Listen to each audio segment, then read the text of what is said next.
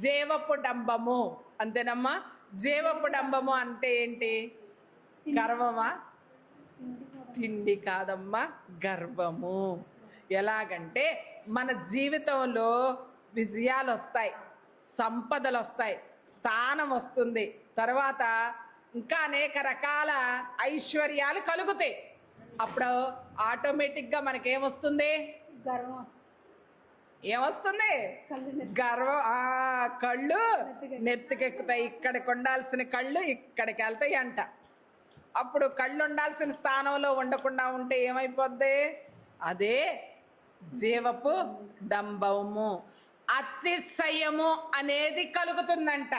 ఎప్పుడైతే మనకి అతిశయం కలుగుతుందో మనకి ఎవరు కనబడరు, మన కన్నులకు ఎవరు కనపడరు.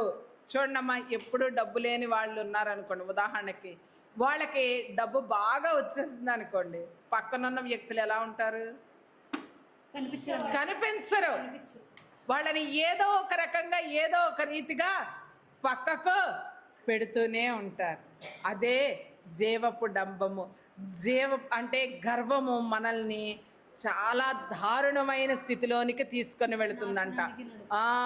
నాశనానికి ముందు ఏమి నడుస్తుందంట? గర్వము నడుస్తుందంట. గర్వము తలకెక్కినప్పుడు మాటలు కూడా అలాగే వస్తాయి.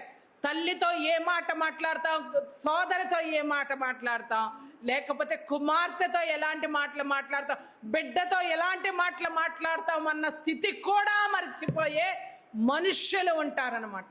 అటువంటిదే జీవపు డంబము.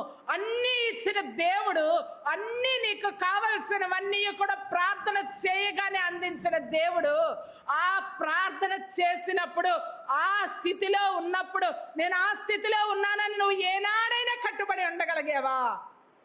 అలా కట్టుబడి లేవు అని అంటే నీ కన్నులో పొగరెక్కిపోయిన గర్వముతో నిండిపోయి ఉన్నవి.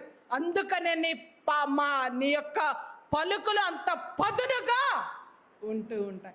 అంత పదునెక్కిన పలుకులు ఉన్నప్పుడు దేవుడు వదిలేస్తాడా? బంధాలు కూడా, చెప్తున్నాను కదమ్మా, బంధాలు కూడా ఏమిటంట?